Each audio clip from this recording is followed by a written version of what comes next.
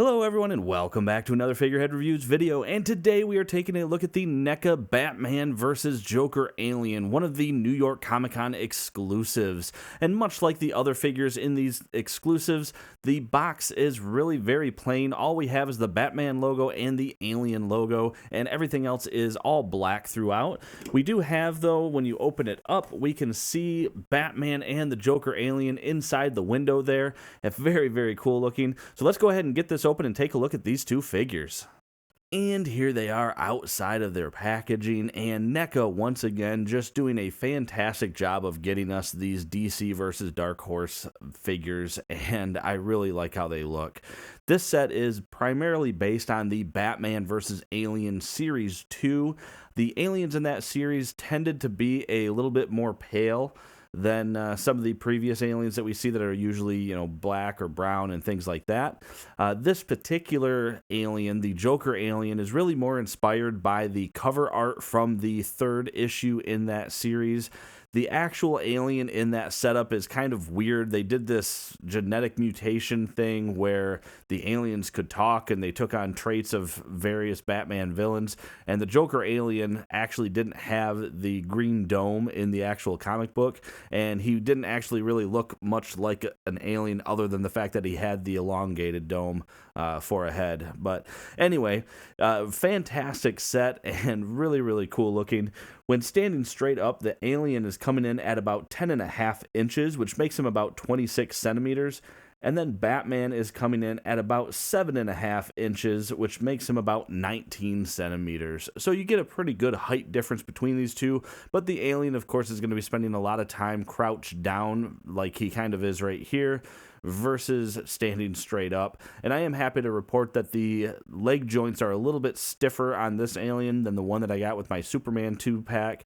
That alien really can't even stand up on his own. This one at least can do that. So we do get very limited accessories here for Batman. So let's go ahead and take a look at those accessories, and then we're going to get a better look at both of these figures. Inside the packaging, we get two accessories, both for Batman. So we get a Batarang and then a hand for holding the Batarang. So looking first at the Batarang, I have it attached here to this small wire so that I can hold it without my finger taking up most of the frame. But we can see a very cool looking design here. I love the classic Bat logo that we get with it. I think that came out looking very nice. And I also love that the edges look like they are actually sharp serrated edges. So it really gives that feel that we're dealing with a weapon here. So I love that they did that. And then of course for the Batarang, we do have the hand that is meant for holding it, and you can see this looks similar to a trigger hand for, I want to say, the pistol that we got with the Batman vs. Predator version, and it's very cool. And you have a couple different ways that you can hold the Batarang in this hand. Of course, you can just put it inside the open part there at the top, and that will just kind of look like he's preparing to throw.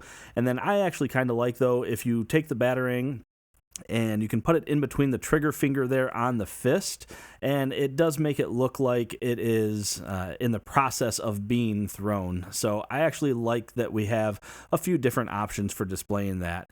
Real quick, looking at the hand, just to point out, we have similar issues like we had with Green Lantern. That paint on the hinge is going to flake off, so just be ready to have some paint on your fingers. But as you can see, the actual color of the molded plastic underneath still matches quite nicely, so there's no concern there.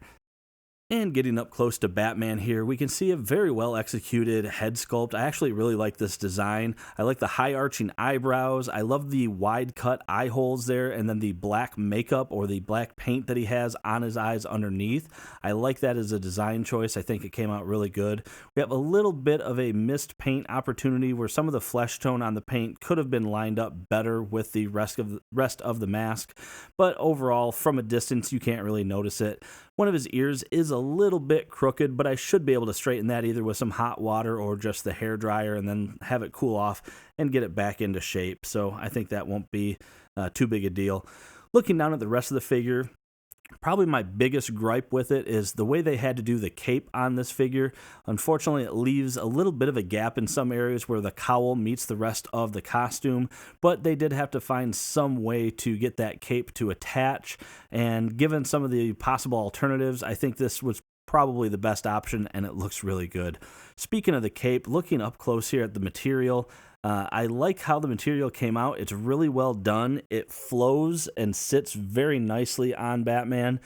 Similar to the Superman cape, we get these little bat wing cuts. The only issue that I have with it is those little cuts do tend to curl. I haven't tried to iron this and straighten it out, but I'm wondering if ironing it might actually get those curls to go away. But it has a really impressive wingspan. When you have the cape completely spread out, it's actually a lot bigger than you would realize, and it's certainly bigger than the Superman cape. So I really like that design. But looking at the rest of the body, so we can see we have the same body sculpt that we got with both Superman and Green Lantern, and in fact the other armored Batman figure just underneath the armor. So I like it though. It looks good. I love the shading that we get with it. It really brings out the muscles, so I'm okay with that. The Bat logo on the chest came out looking very nice. I love the classic look. I have a little bit of mist yellow, but I can deal with that. No big deal. Going down to the arms, we get the gauntlets. I like how those came out. Look very good as well. We have a little bit of overpaint on one of the gloves to where it meets the costume, but again, not a huge deal. Certainly from a distance, it's barely noticeable. Looking at the utility belt, I like how that is painted. The gold came out looking good, and I love the classic capsules that we get, just like on old Batman comics where he didn't really have all these pouches or anything. He just had individual capsules that just contained various gadgets and things like that. And then going down the legs, pretty standard musculature and good-looking boots for Batman too. We get the little tip there at the top of the boot, so I like that a lot. Looking at the articulation, the head is actually on a dumbbell joint, so you get a lot of articulation on it. You get side to side. It looks down. Unfortunately, when it looks down, you get a little bit of a gap there. And then it looks up pretty decent too, but again, a little bit of a gap when you do that. But I love how much of a rotation and tilt that you get out of it otherwise, so very, very cool. Looking at the arms, you can get a nice full T-pose out of it, and then you do get full rotation, no issues there. Do watch out though on these disc joints, similar to the Green Lantern one, you might have some paint rub off. You do have a bicep swivel, double jointed elbow, and then you do have rotation and a hinge on all of the hands. You do have an ab crunch that can go down pretty decent, but it can go back not very far, and in fact you even get a little bit showing there if you go back too far. You do have waist rotation, but you might have to try to move the utility belt either up or down, because as you can see it sort of twists and contort when you do that. You have legs that could come apart quite a ways, actually, not bad. Can kick forward, not too shabby. Backwards, actually pretty decent as well. Then you do have rotation there at the top of the leg, double jointed knees. You do have a boot rotation, then you have a hinge, ankle pivot, and even toe articulation. And looking at the alien figure, we can see very well executed design once again. However, it is the same figure that we did get with the Superman vs. Aliens, albeit we get this all white and of course Jokerized version. But looking up close at the face sculpt, I love the design here. I think what they were going for is that the instead of being paint around the lips, it's blood of their victims. So I like that design option. I think it came out looking really cool and certainly makes it look more menacing. And then of course we have that inner jaw or inner inner mouth. There we go.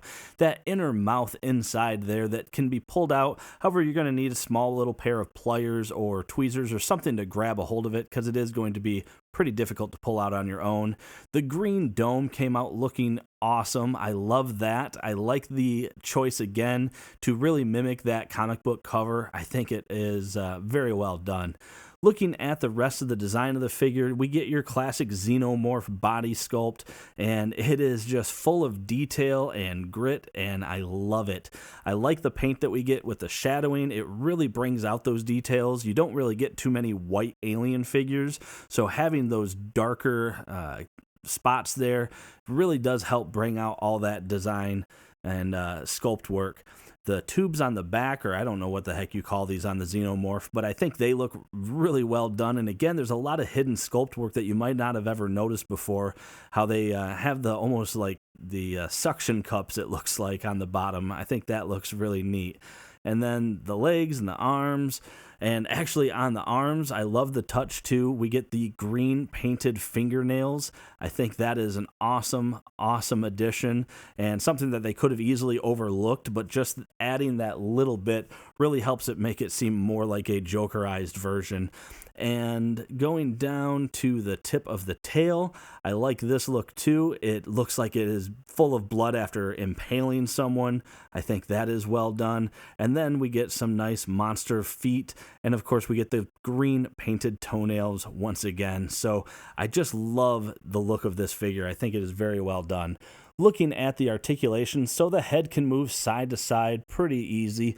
You do have a disc joint here, so he can look down, but you kind of want to be careful because I had to crack the paint in order to get it to go. And I will say, if you want to watch my Superman alien, you'll see a little bit better idea, but you can actually see the disc joint there. It can go back further than that, but honestly, with the way I'm holding it, I just feel like I'm going to end up snapping something, but it does have some good articulation there. You do get jaw articulation, of course, to open and close that, so you can bring out those inner set of teeth, so that is nice. You do have arms that can come up. Yeah, that one feels not too bad, but yeah, you get pretty much a full T-pose out of them, not too shabby. And of course, you do get full rotation. You don't have any kind of upper bicep swivel, but you do have these double jointed elbows. So one of them is hidden. I think this is double, maybe it's single. Nope, just kidding, there it is. I can feel it. So it is a double jointed elbow, and it's kind of, the other one is sort of hidden under there, but you do have rotation there at the elbow. You do have rotation and a hinge at the hand, and then you also have an extra hinge here so that you can kind of close the claws, but mine is again sort of locked with paint, so you might have to break that paint in order to get that to move. He does have a diaphragm joint that gives you very good rotation all around, and it gives you some decent ab crunch backward or forwards and some decent backwards as well. On the legs, they don't really come apart too far because they are going to get stopped by these portions molded there, but you are going to have a lot of forward and backward on it, as well as rotation. On the knees, they're actually double jointed knees. I had reported on my Superman version that they are single jointed, but much like the elbows, there is another hidden joint up here as well, and you do have rotation there. Then you have another hinge here, so you can go forward and back there, and then you have mostly just rotation at the feet and a toe joint. The tail does have a bendy wire in it, so you can move it wherever you want, but that bendy wire ends right about there, so you're not going to get some super dynamic posing with the tip there. You'll have to kind of pose the whole tail on it. And then I mentioned at the beginning of the review that the knee joints seemed like they were a little bit stiffer than on my Superman alien. Unfortunately, after I've been playing with it for a minute, these knee joints are almost just as loose as my other alien. So I haven't really decided how I'm going to be able to pose this guy because I don't think I'm going to be able to have him standing up. And that about does it for this review, everyone. So overall, I think the saddest thing about this is that this is probably the end of the DC Dark Horse crossovers that we're going to see from NECA. We got some great figures, some awesome Comic-Con exclusives, but unfortunately, just due to the licensing issues, I don't know if it's going to continue. I don't remember there being any other figures announced, even from years ago. Like this Joker alien thing has been going on for, I think, what, 2-3 years maybe? It's been a while. But I love the set, and I'm really glad that I managed to get both the San Diego and New York Comic-Con exclusives of these. And I did find another use there for that hand. It looks like it is big enough to fit around that inner mouth, which can get you some pretty cool battle poses. This is just one that I figured I'd try, and I think it looks pretty good. I like the idea of Batman just literally catching that mouth and stopping that alien in its tracks. But anyway, as I said, that is it for the review, everyone.